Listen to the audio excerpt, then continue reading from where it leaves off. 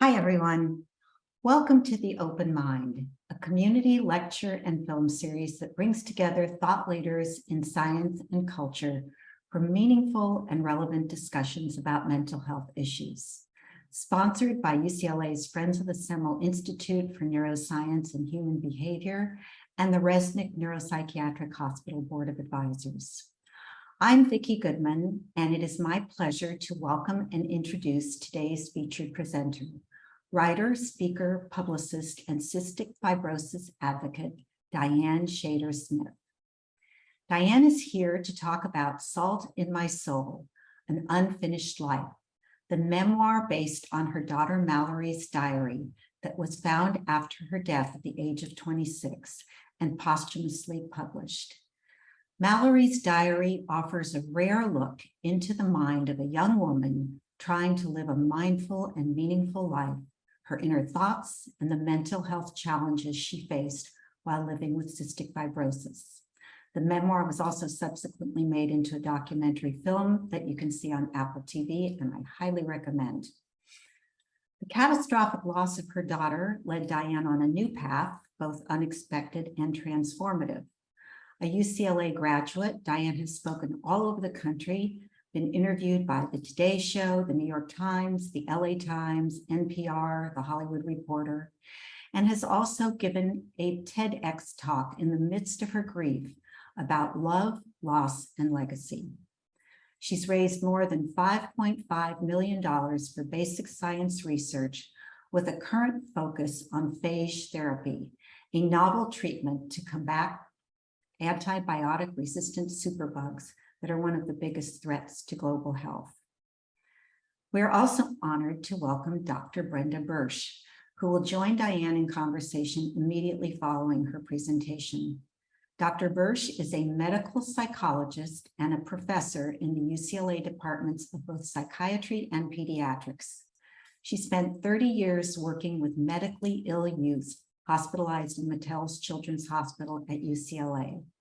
In recent years, she has been working to embed medical psychologists into many of the UCLA subspecialty pediatric clinics, including pulmonology, where patients with cystic fibrosis are cared for. We'd like to thank both Diane and Brenda for taking the time from their busy schedules to be with us today. Before we get started, just a few housekeeping guidelines. Our program will run for approximately 1 hour, give or take 10 minutes plus. And the last portion is reserved for your questions. If you would like to ask a question, we ask that you please type it into the Q&A located at the bottom of your screen, not the chat section, please. And we'll do our best to get to as many questions as possible. Today's program is being recorded and will be available for viewing on our YouTube channel, which you can find on our website, friendsofthesemelinstitute.org. There you will also find a library of videos from past Open Mind programs, a calendar of upcoming events, information about the Friends Scholar Program, our Open Mind Film Festival for high school students, and a donation link. As with public radio or TV, if you feel our Open Mind series provides an important public service, we would be very grateful if you would support it. And you can make a donation, any amount. The information can be found again on our website. And now, please join me in giving a warm Zoom welcome to Diane Shader Smith. Thank you so much. So I wanted to say hello and tell you that my presentation is very visual. I worked really hard on the slides, and so I'm going to take myself off the camera while I narrate the talk, and you can watch the images, and I'll come back on the end for a conversation with Dr. Bursch. Thank you.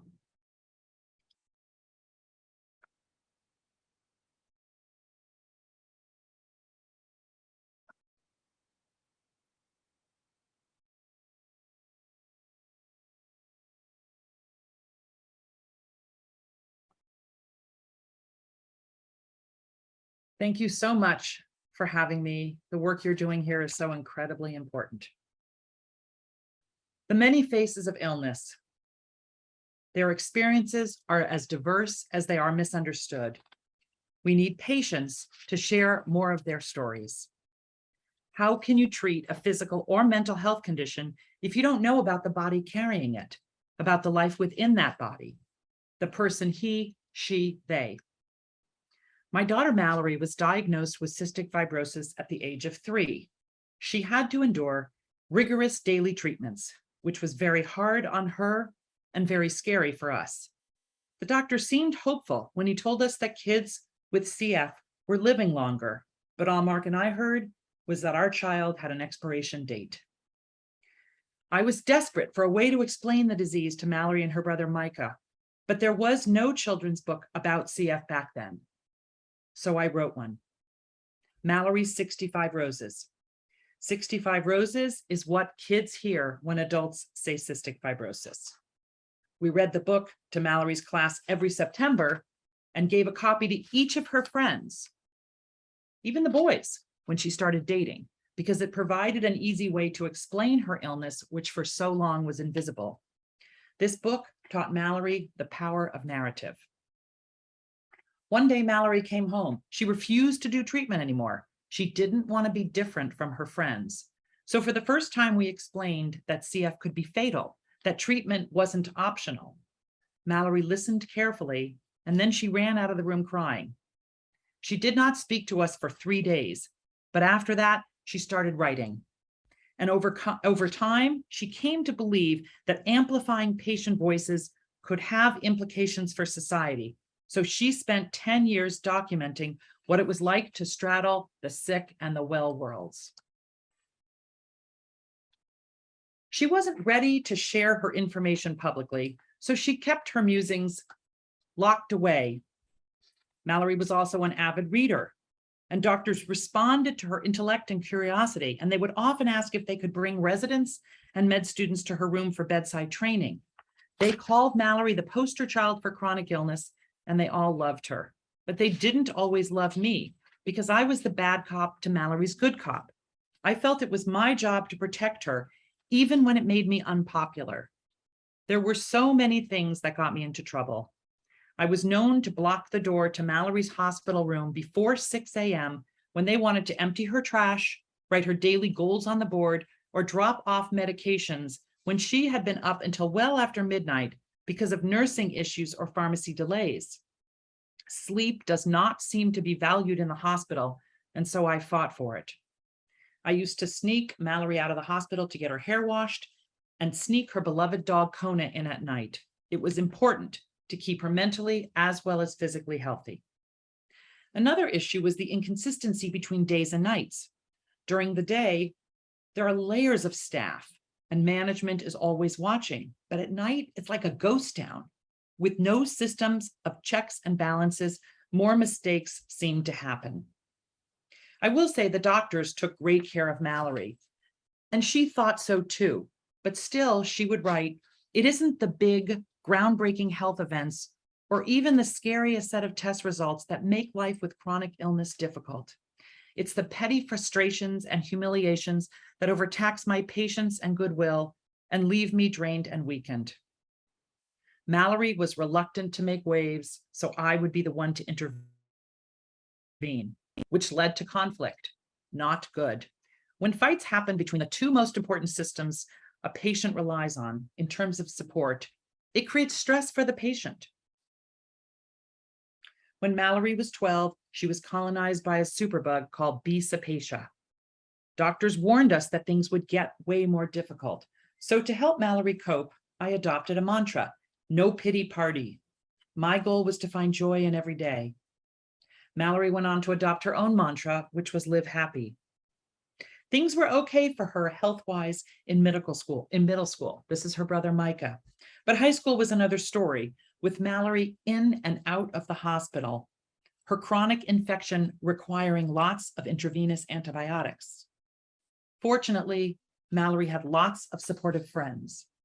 Family was always important to her. She and her brother were very close.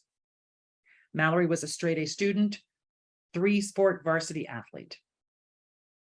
To look at her, you would never know that Mallory suffered with body image issues, and yet she hated the way her body looked when she was at the weight her doctors wanted.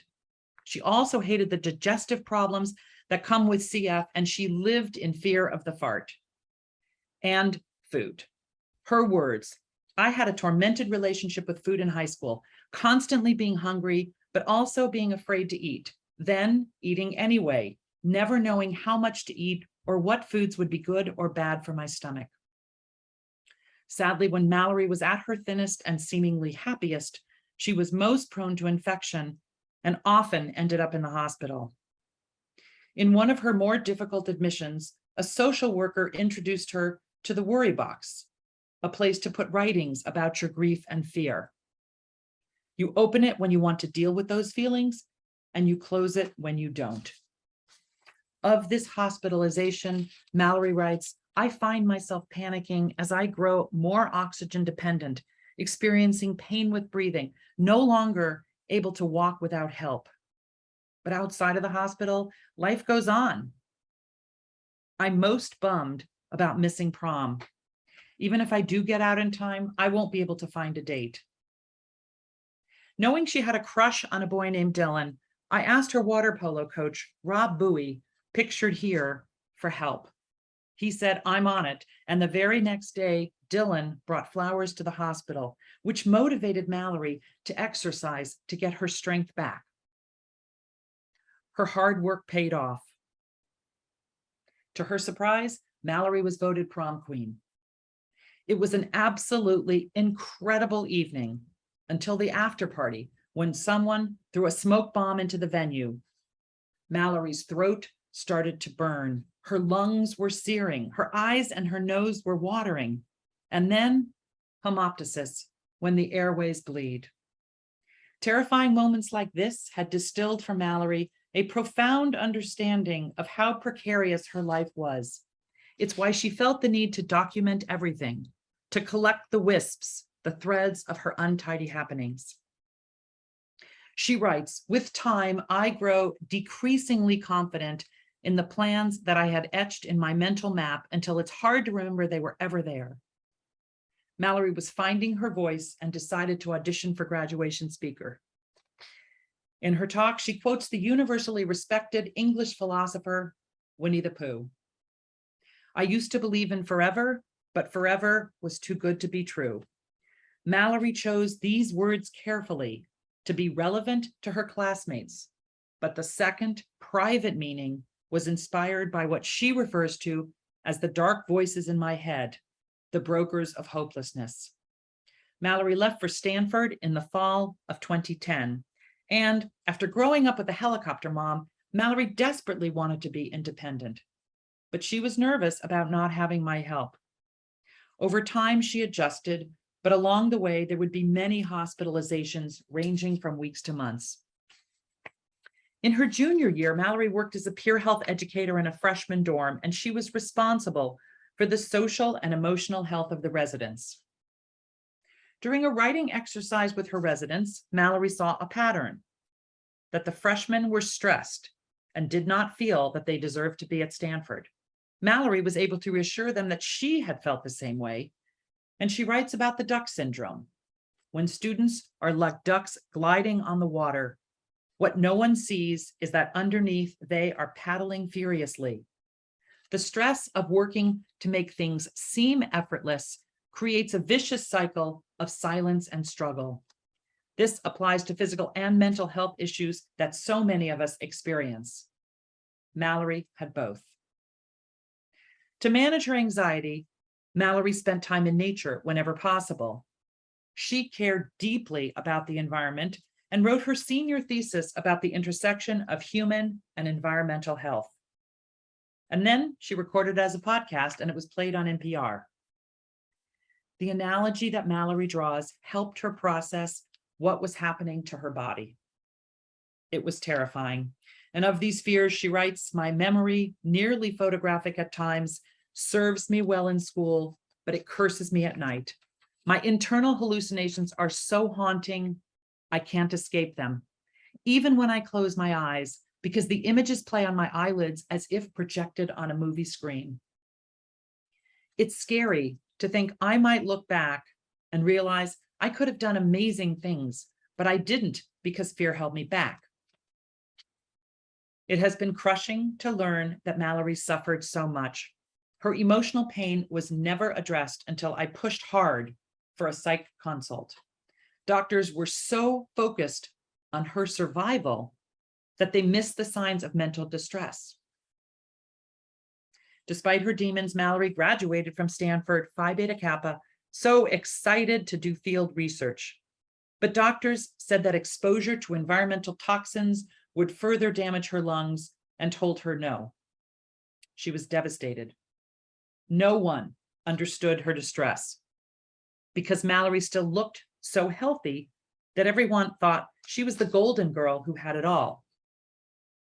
My daughter had privilege, but she would have traded everything for the chance to take a breath that didn't hurt, to have a life that wasn't defined by illness. Any conversation about medicine these days must address the gaps in our own healthcare system that are large, persistent, and increasing. In theory, health equity means increasing opportunities for everyone to live the healthiest life possible with access to care, no matter who we are, where we live, or how much money we make.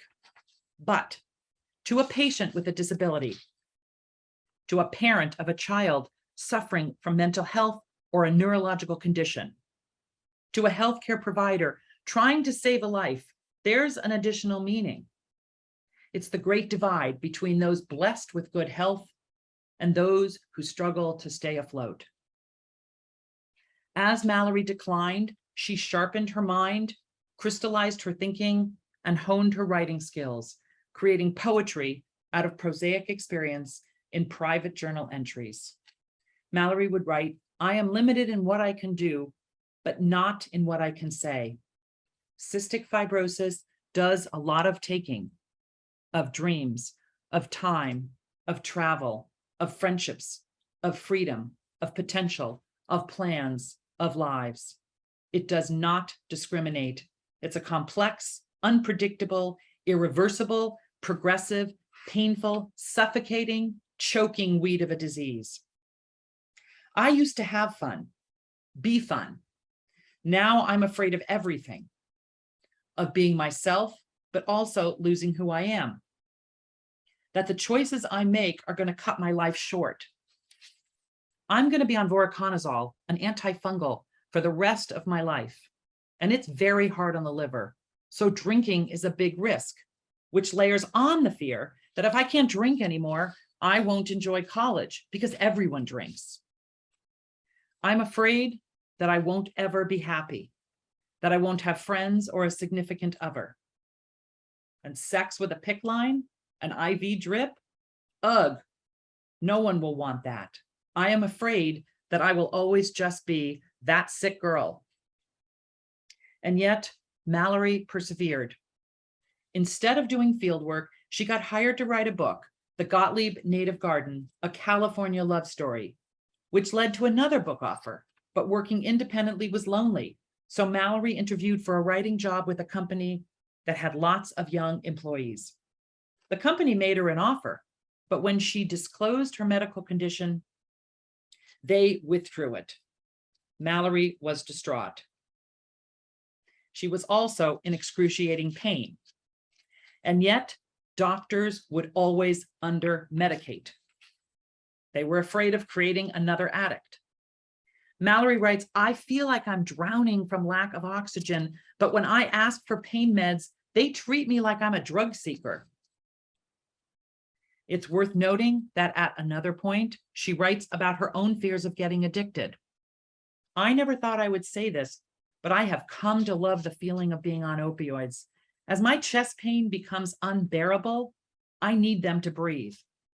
They also help with my mood. With morphine and oxy, there is no pain, no sadness." Chronic illness wreaked havoc in other ways. Over time, she liked to date. And one time when she was about to have a third date with a guy she really liked, a lung function test led to a hospital admission. Mallory wanted to cancel, but I said, absolutely not. Save the date. Why not find out if this guy can handle the situation? When he said yes, Mallory panicked because she couldn't take a proper shower in the hospital. one very special nurse in the UCLA ICU named Ashley Trueblood came to the rescue, washed her hair, gave her a pedicure and a facial, and ran to the drugstore to get mascara. Mallory had a wonderful time, even though this guy did not end up to be her person, and in fact is happily married to a man now and has a baby. They remain close.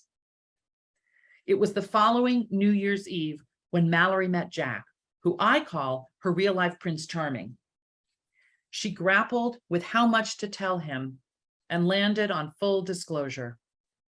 It's good she did, because a few days later, Mallory was back in the hospital. The antibiotics had stopped working, and the only option left was transplant.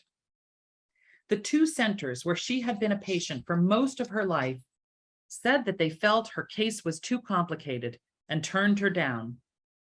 Mallory felt completely abandoned by her CF teams. With absolutely no hope, we stopped treatment and took Mallory to Hawaii. If she was going to die, I wanted her to be near the ocean, which was her happy place. For 6 magical days, Mallory was oxygen and IV free. On day 7, the fever started and shot up to 103.5. Mallory was admitted to the Maui hospital, but they didn't have any of the medications she needed. So we asked her brother Micah to fly to Oahu. He did, and returned with 60 pounds of IV balls. We were going to stay put until the hemoptysis stopped and Mallory was stable to fly. But the national news announced the worst hurricane in decades was headed straight for Maui, so we scrambled to get one of the last planes out before they closed the airport. Amid the chaos, we got a call from UPMC that Mallory was approved for evaluation. She was all smiles despite her high fever. I was absolutely ecstatic, but the coordinator said not to get excited yet. She'd seen too many people get approved for evaluation, but then not be approved for coverage. I said, that won't happen. My husband's a lawyer and he has fought and won every denial, and I'm a publicist, so I'll be on the Today Show exposing their refusal to pay. But Mallory was denied. We waged war. Blue Cross employed multiple stall tactics that Mallory felt were intended to run out the clock on her life.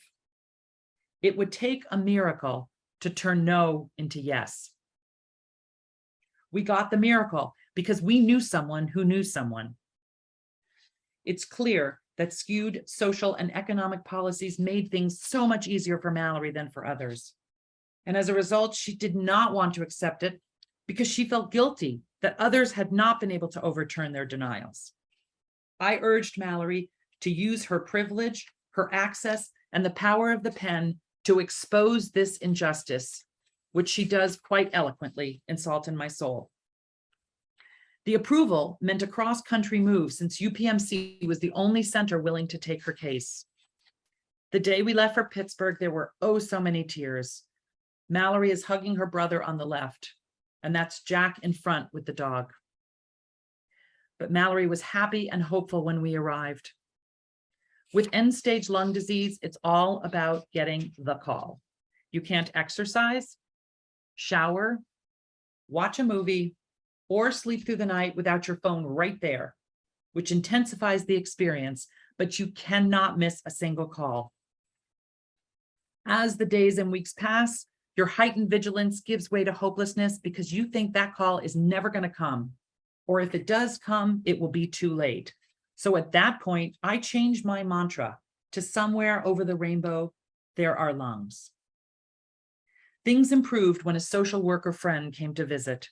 Mallory writes, the dark voices in my head, those brokers of hopelessness, met their match in Danielle. Never selling unwarranted optimism, she validated my fears and she offered perspective. We discussed advanced care planning and my end-of-life preferences. She introduced me to the concept of palliative care. Why didn't we know about this before? Danielle taught me how to advocate for my needs and how to manage pain. We discussed grief and fear and coming to terms with a dire prognosis. Mallory worried that lungs might not arrive in time and she would end up in the ICU clinging to life. She writes, "I want to be as comfortable as possible through opioids or anti-anxiety meds, but not be so out of it that I'm unconscious, unless the pain is severe enough to necessitate that. I want to maintain dignity to whatever extent possible, to receive whatever life-saving tactic is appropriate, to maintain my ability to communicate in some way, to have the blinds open for natural light, to have calming music to listen to have my mom or dad with me always, preferably with a hand on me, so I will feel their presence. I want to live." We continued to wait, each day a struggle to breathe, a struggle to stay hopeful. But about 6 weeks later, the call for lungs finally came. Sadly, it was a false alarm. Mallory describes in vivid detail the ticking time bomb, her fraying emotions, her unraveling nerves. Months later, the fourth call was a go, and despite her fears, Mallory was so excited. She was wheeled in for a 9-hour surgery and received the gift of life, new lungs. The recovery was grueling, but 1 month later, Mallory was celebrating her 25th birthday without supplemental oxygen. Finally, we dared to dream about a new life back in California, one she could live at with Jack at the beach. But tragically, just a few weeks later, Mallory was readmitted with pneumonia. They wanted me to tell her she wasn't going to make it. I said no. Mallory was terrified of dying. I did not want her to be afraid. Every single doctor disagreed with this choice. But we had our reasons. We needed Mallory to have hope because Mark had been researching treatment options and he was off in search of phage therapy, a treatment that was all but abandoned when penicillin was discovered because of lack of financial incentives. You cannot patent a living organism. Meanwhile, at the doctor's urging, our closest friends and family gathered. Because Mallory was on a ventilator, she scribbled this note, which reads, "Can't talk at all, but so grateful you are all here for the hardest part." Herculean efforts spearheaded by epidemiologist Stephanie Strafty led to the United States Navy finding a phage cocktail match. That night, Mallory made history and became the first patient with cystic fibrosis to receive phage therapy. The phages are in that white box that Jack is holding. As you can see from our smiles, we were so happy and hopeful. But the very next morning, doctors told us that Mallory had been without oxygen for too long and advised us to make the gut-wrenching decision to remove life support. The autopsy showed that the phages had started to work. Mallory just didn't get them in time. Mark was absolutely certain that phage therapy could save others. We shared Mallory's story with the media, and he introduced the idea of using phages to save kids with cystic fibrosis before infections ravaged their lungs with the Cystic Fibrosis Foundation.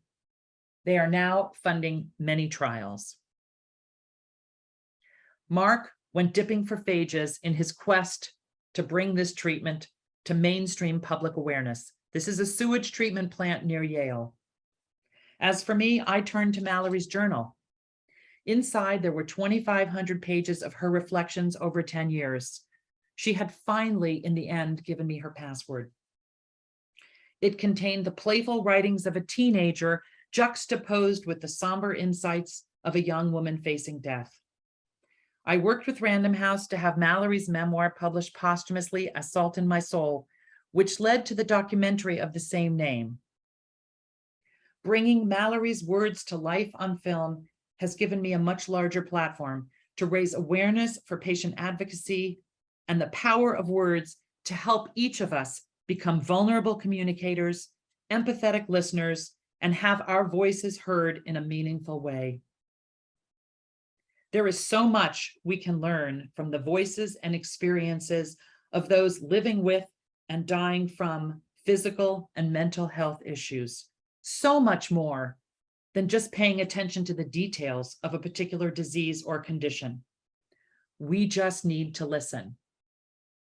And now I'd like to share the 2-minute trailer so you can listen to Mallory, who speaks during it. Thank you.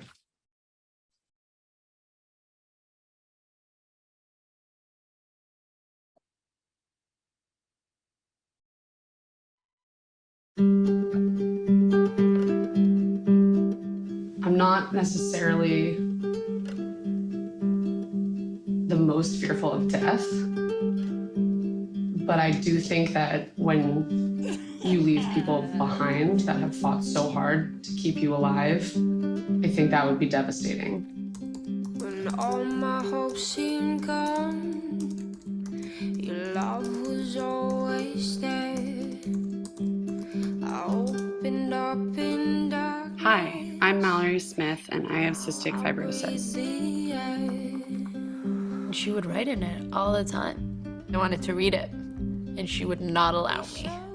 Every single decision that I make has a life or death significance to it. And that's something that I don't want to convey, because I don't want people looking at me and pitying me or being scared that I'm going to drop dead or anything like that. She, took out her opinions and her feelings on her journal clearly, and then tried to just live a happy life. Things seem to be getting worse instead of better. Seems like I'm resistant to the antibiotics. My boyfriend just left town, and I miss him. That's all.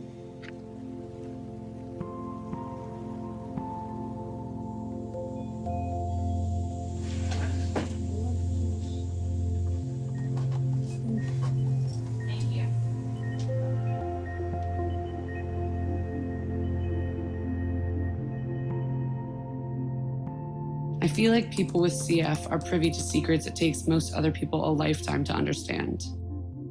How lucky we are to be alive. That we can leave behind a legacy when we go that will impact others. That simple things are often the most beautiful. That love and happiness are the most important things to strive for.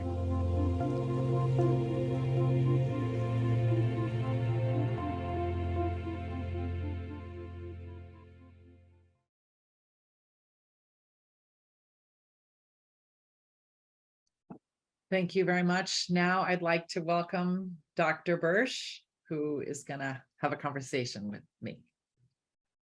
Wow. Thank you, Diane. I hadn't seen that before. So that was so moving and so reflective of the book, which I did read, and her diary, which just really does reflect how much she embraced the gift that so many people with chronic serious illness have of, at a very young age, really appreciating life and trying to be in the moment and loving fully. So thank you for sharing all that with us. I have way too many questions, so I know we don't have a lot of time, but I'm gonna try to hone in on the things that I'm most curious about. In reading the book that you published on her behalf, I know that she wrote, paraphrasing a tiny bit, mind over matter is a powerful tool. And that's something that was kind of a theme and much of what you've talked about during this talk so far. But she said it's a powerful tool that only works when we see our reality for what it is and choosing what to pay attention to, what to emphasize, where to place one's attention. She wrote, it's not about deluding ourselves or denying the severity of the situation, which only helps those who are uncomfortable observing our health challenges. And I know you mentioned the gap between people who live in this reality of having to cope with illness versus people who are kind of clueless and can't tolerate that. And I'm just kind of wondering how you navigated that, how you dealt with people who you might love dearly, but they just could not bear witness to what your journey was and Mallory's journey was. Well, I would say that I ignored them. That would be the simplest way to describe it. Yeah. I remember when I started raising money for the Cystic Fibrosis Foundation, the people at the top took me out to lunch the first year. I was just, my head was spinning. I was crying all the time. I was absorbing the diagnosis. And I will never forget what Barbara Balick said to me. She said, anybody who does not support you in this journey, whether it's with their money or their love or their time, will not be on this journey with you in 10 years. And she was absolutely right. So I am so blessed to have a community of people who stood by Mallory, helped me, and are still helping me in this journey, which is equally challenging for very different reasons. But I think that you have to just tune out the people who don't understand or aren't willing. I did not have the energy to educate them then. That's part of what I do now. And I do that now. I try to educate people about the issues that people face, because I don't think people have any idea that don't have to live with it. Yeah. One of the things I so appreciated was, as somebody who worked in, Mattel Children's Hospital over the last 29 years, I see day in and day out what happens in the hospital. And, again, people who don't experience that don't understand. And, we met for the first time earlier this week, and you said something that really stuck with me, which is, we as health providers put so much effort, especially as kids become teenagers, to really take charge of their health and to have a lot of responsibility for these really, grueling health routines. And then as soon as they're in the hospital, all of that is taken away from them because suddenly the nurses are supposed to do everything. And so it's very disempowering and infantilizing and, probably confusing as well, and frustrating, and things don't go very smoothly in the hospital a lot of times. So sometimes there might be moments when the care is worse because of this. And I'm just kind of wondering, I don't know how many people in the audience are, family members of people with chronic illness, but I'm just kind of wondering if you have any words of wisdom for how you helped Mallory, or how she coped with this kind of seesaw of responsibility and dependency and independence and that sort of thing. Well, I definitely think that empowering the patient, or if the patient has an advocate who can do it for them, to communicate with the healthcare teams about where that gap falls. So for example, in Mallory's case, which I can speak to in terms of cystic fibrosis, they have to do breathing treatments 3-4 times a day at home. And when they come to the hospital, because this also speaks to the sleep part, sometimes Mallory was up till very late because of a systemic problem. The pharmacy was backed up, or maybe the nurse had a coding patient, or there was a new admit. And for reasons unrelated to Mallory, they would keep her up till 3 a.m. And then the respiratory therapist would come in at 6 a.m., barging in, trying to do treatment.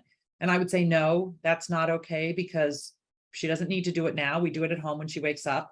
And it takes a lot of communication, and hopefully, UCLA was great. We did not have any problems there, but we did have problems at other hospitals. But it's a two-way street. The hospitals are worrying about, as we say, CYA. I'm sure you know what that is, covering your ass. And so they would say, well, we're not allowed to do this, leaving a medicine by the bedside for the patient to take. We have to follow our protocols. Mm-hmm. And that's fine. But by the same token, you have to respect the patient, because honestly, the hardest part, in my opinion, of the physical illness is the emotional component.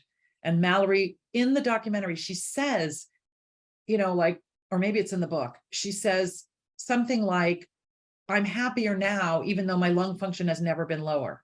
So her happiness did not correlate with her health. It correlated with the other parts of her life. Mm-hmm. And I think it's very, very important for patients who struggle with anything to be given as much power as they have to take back parts of their lives that they can control, because so much of what they are dealing with is out of their control. Yeah, well said.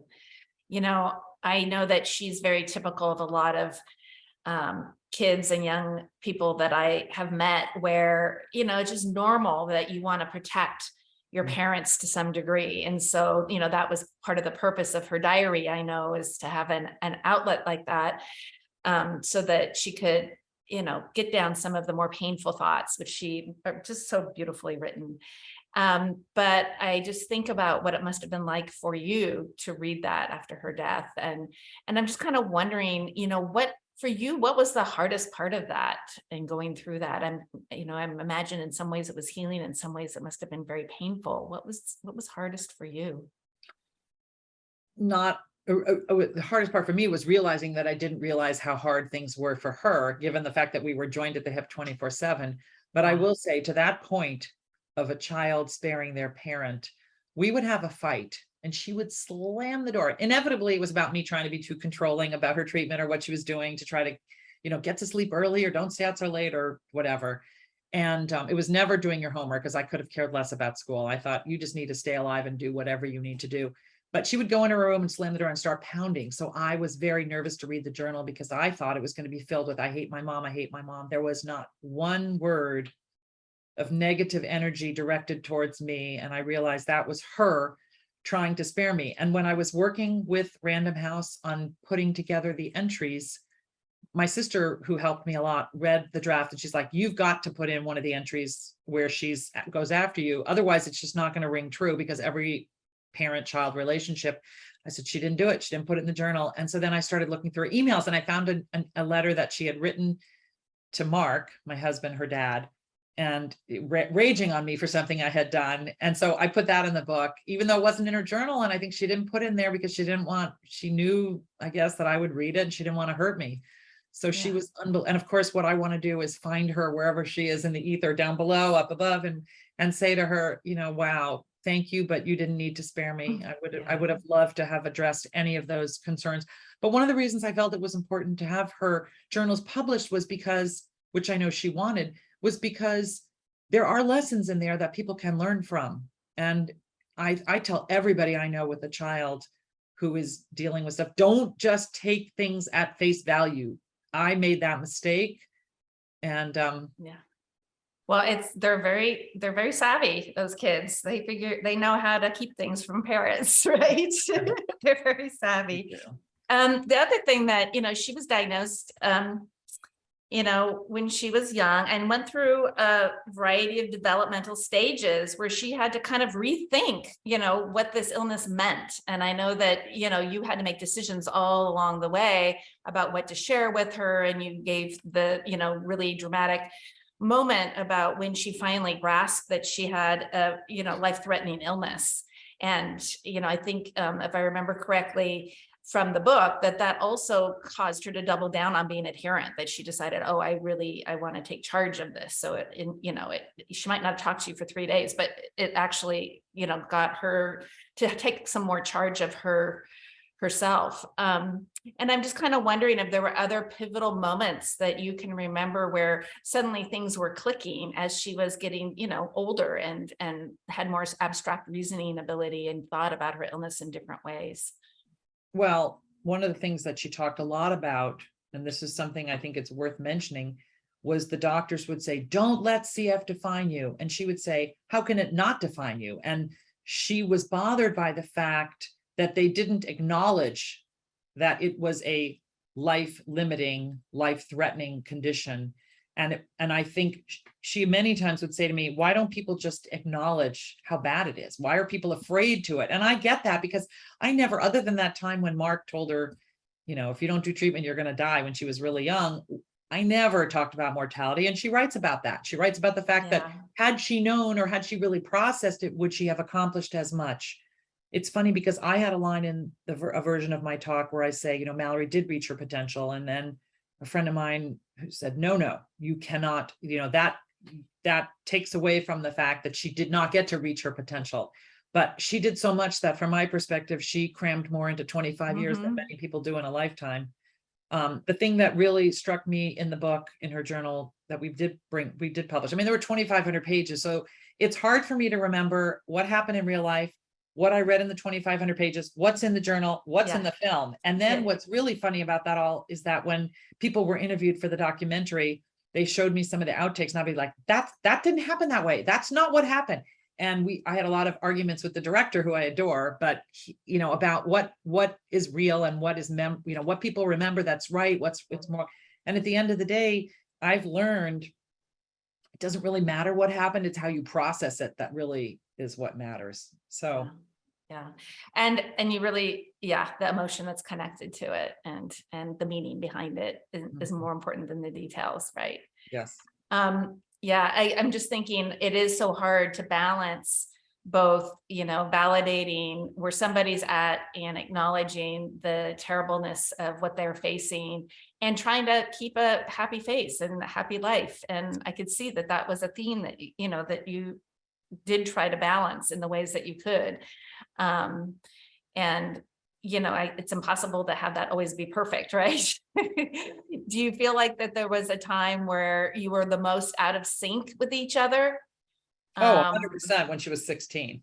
Because I remember very vividly, and any of my friends that were there would remember this day. It was such a dramatic incident. I was having a birthday lunch at a hotel at the beach and invited Mallory to come, and she came walking through Santa Monica barefoot.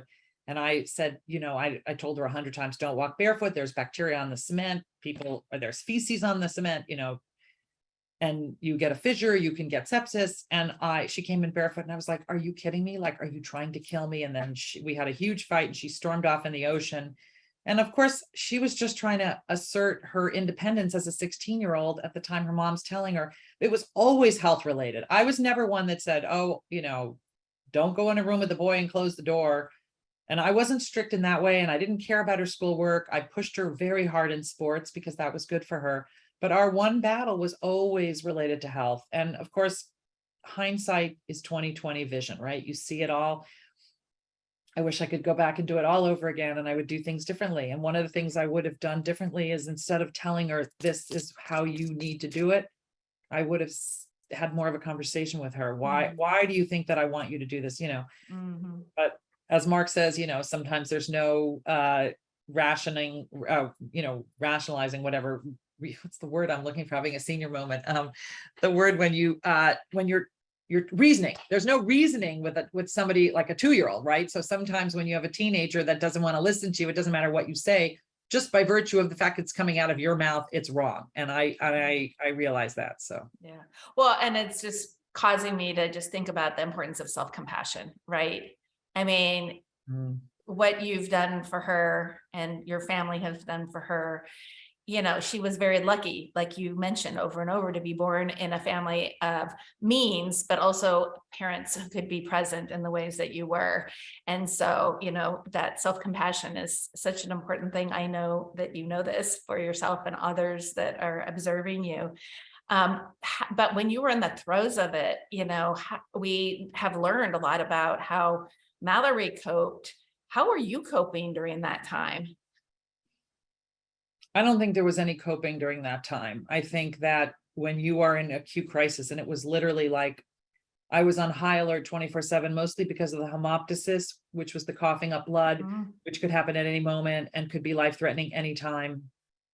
And there, it was never about that for me. It was just I had one speed, which was go. And, I've done a lot more reflecting now that I have time. The one thing I do want to say about the previous point that I mentioned that I think is really important, and the person who called my attention to it is Danielle Jonas, the young woman who's the social worker who introduced Mallory. She was a social worker at Children's Hospital LA. Now she's getting her PhD at NYU in New York. And she used to work at Boston Children's Hospital. She was a good friend of Mallory's. And she said to me, it's really important to acknowledge and speak about privilege in the context of healthcare, because we're always talking about health equity, which is why I make that point. And she said, it is really important for parents who don't speak the language, who don't have means, who don't have access to special treatments, who can't be there 24/7 because they have 3 jobs that they're trying to hold down.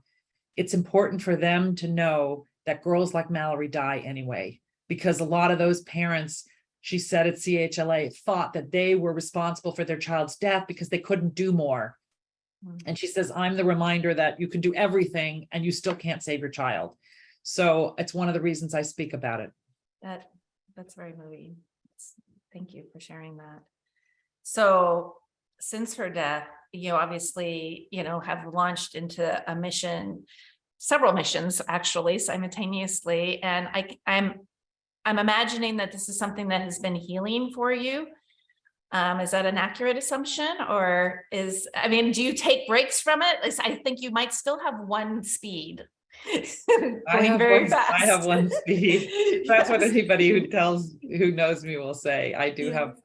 have, I think that it's too painful to stop and really think about it. So Yeah. going helps. And what I always say is I get to talk about my child without being that mom that can't get over the death of her child. So she has given me this gift, which has allowed me to grieve both publicly in a strange way, but also very privately, because I don't have to take the grief with me when this Zoom is over and I go out to dinner with friends. I don't have to carry the grief with me because I've had a place to put it.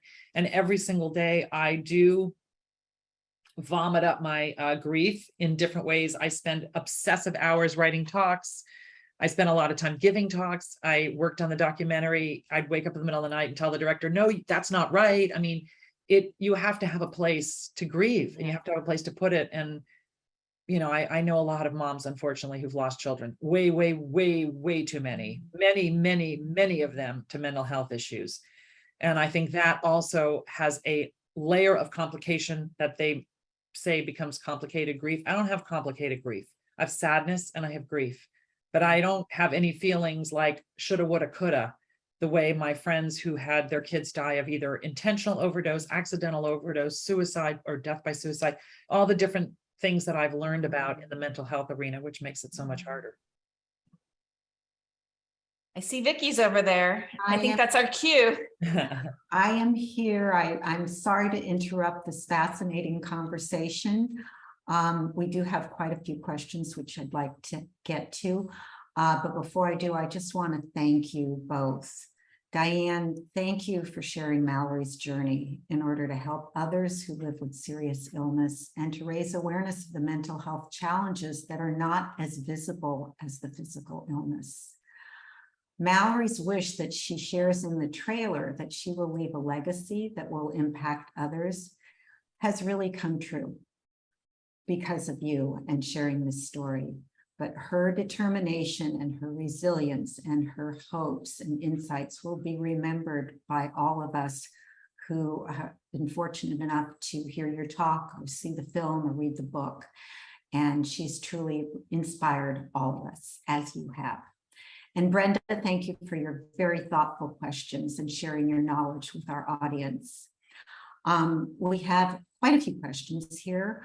Diana asks, she says, my understanding is that the cause of CF was learned several years ago. Has that research actually saved lives?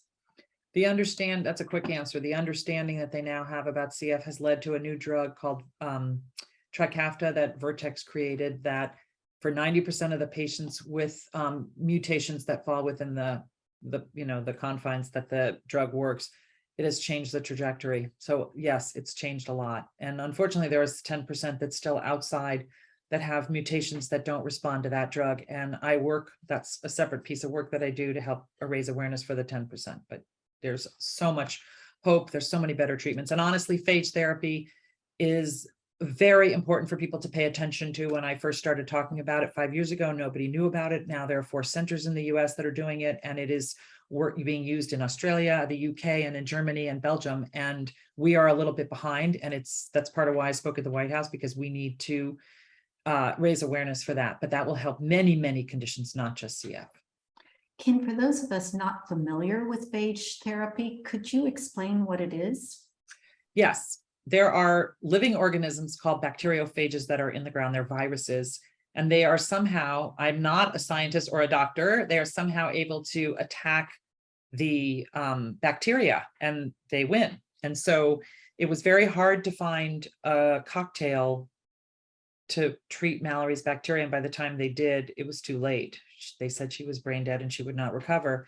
But there are anecdotal cases at this point, and it's being studied all over, and there is some very promising research. And there's legislation now in front of Congress. There's several different bills, and they're actually addressing the dearth of antibiotics, antifungals, and now phage therapy as a new treatment, because AMR, which is resistance, superbug resistance, which becomes a comorbidity of almost every single issue, maybe not mental health, but every single other issue like cancer, HIV, amputations, you name it. You go in for a hip replacement, you fall down and your skin, anybody that has exposure to a superbug is at risk of dying from it. And so we are out of options to do that. So phage therapy, while we don't call it a miracle cure, we say it's worthy of further study, and the money that I raise, all of it, independently, it doesn't go to me. It goes to the California Community Foundation. It used to go to the Cystic Fibrosis Foundation. All of it goes to phage therapy. I don't profit from any of this work. And when there is money that comes in from ticket sales or honorariums, I donate it, and we're funding compassionate use and clinical trials. So I'm very hopeful. Thank you. Thank you for the work that you're doing to improve people's lives. We have a couple of comments here from Susan. She says, I work as a social worker in an inpatient unit, and it's so helpful to hear the patient's perspective. Thank you for sharing that. And also, not a question again, but he or she says, I wanted to tell you how meaningful Mallory's story was. As a CFF employee, it certainly brings perspective and a face to this disease we fight so hard to find a cure for. I truly enjoyed the book and movie and your presentation today.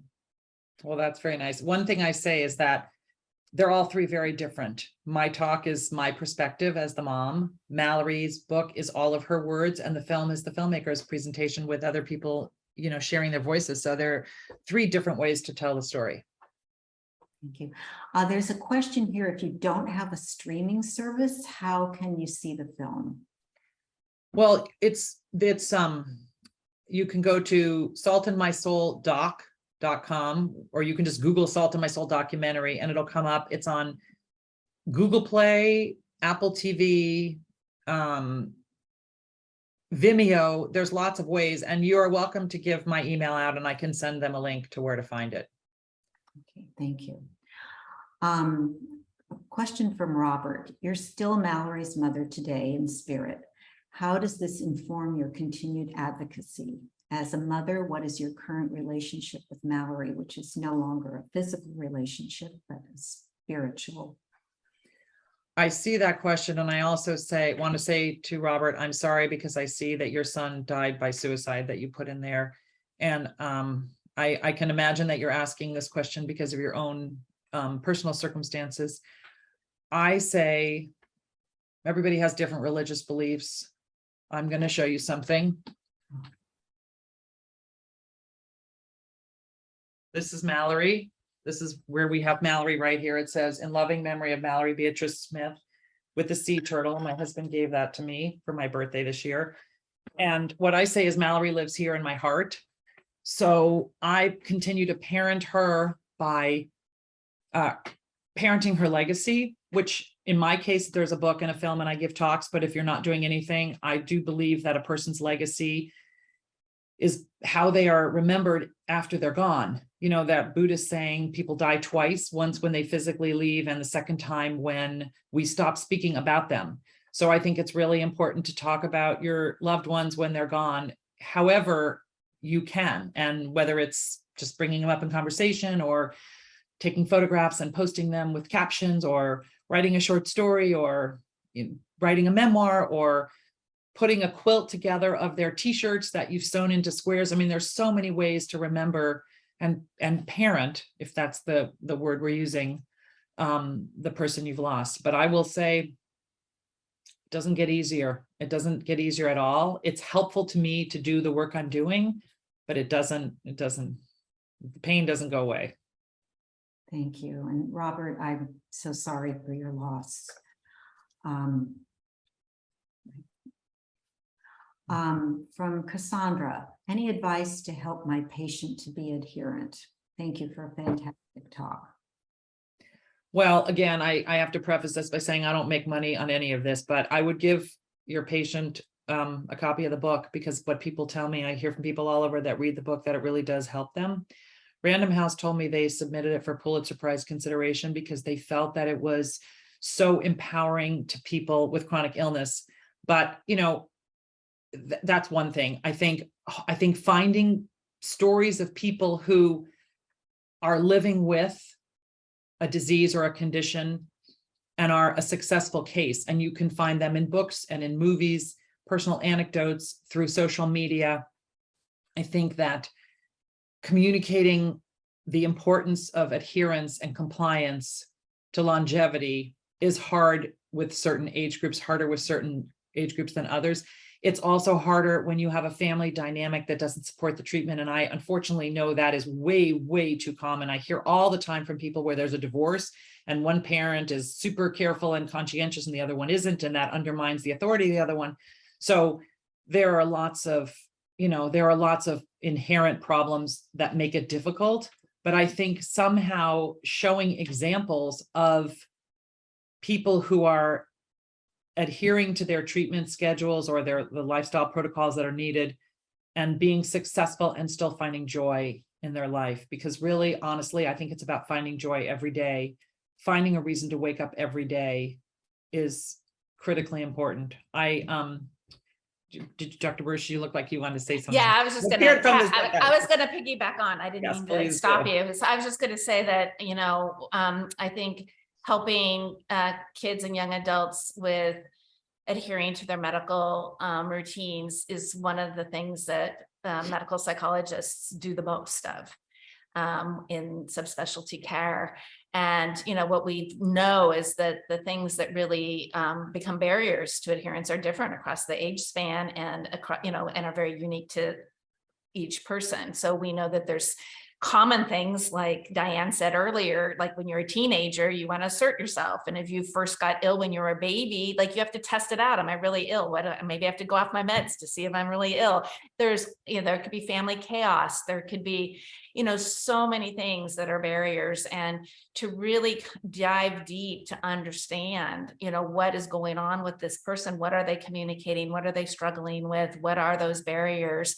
And, taking, if the usual stuff doesn't work, soliciting help with this so that, very personalized approaches can be made for each patient. And I think some of the most creative work myself and, the teams that I've worked with have done has been trying to adapt for a particular patient in a way that makes it possible for them to be more adherent. And it's hard in those like really busy clinics and, everything goes very boom, boom, boom, boom, boom. And so we as health providers, I think sometimes have, a hard time finding the space and the time to really go deeper or to call our colleagues that might be able to do that for us. But I agree with everything Diane said, and just wanted to add that, that there are people that, know the adherence literature, who know a lot of the common and uncommon reasons for it that might be able to help. There's one more thing I just thought of, and that is that it really, really helped Mallory. CF is a disease where they can't be together because of cross-infection, but it really helped her when the social worker at Stanford connected Mallory to two people with the disease that were about the same age, and they were in the hospital at the same time, but they couldn't be together. So they were on chatting all the time. And I have Mallory's phone with all the text messages and all the emails and very close relationships that were developed, and they were actually facilitated by the social worker. So I think if the care team can make some introductions, that's another way that might be helpful. And now everybody knows how to do Zoom now. Yeah. That's right. We've all become pros. That's right. We have all become pros. And I would think that, Brenda, now having psychologists interacting right in the Mattel Children's Hospital with the patients, rather than it being, a separate appointment or something, that the interaction during that stay might make a difference. Absolutely. Can you comment a little bit about that and what you have found now that you've integrated psychologists? Right. Well, I mean, there's a few things. One is, there's a myth, I think, or a fear that a lot of people have, that if you go to see a mental health professional, it's because somebody thinks that you have some sort of major psychiatric disorder. And some people do, and that's a helpful referral, but you don't, just living with a chronic or a life-threatening illness or injury is an acutely stressful situation. And just being that is new for a lot of people, or just grueling for others. And so to think about mental health from the preventative side as well, right? So there's a continuum. You know, we can make people help people become more resilient by teaching them skills that we know can help mitigate against the impact of the stress and the trauma and reduce the incidence of anxiety and trauma and depression. And so catching folks early before they have symptoms is one thing. And then if you have somebody that's actually embedded in the clinic, it takes away some of that stigma that some people still, sadly feel that is associated with having a whole separate appointment somewhere else. You also end up with people who do understand the illness. You know, if you go to a random mental health professional in the community, they might be somebody who's well aware of the ins and outs of that illness. But if you meet somebody who's embedded in a team that specializes in that particular disorder, or that, the specialty, pulmonology is the broader, category that cystic fibrosis would fall under and be that specialty. But if there's somebody who understands different pulmonological disorders, including CF, then you have someone who automatically understands some of what you face all the time, and you don't have to fill them in. You don't have to educate them. So you have some place to start.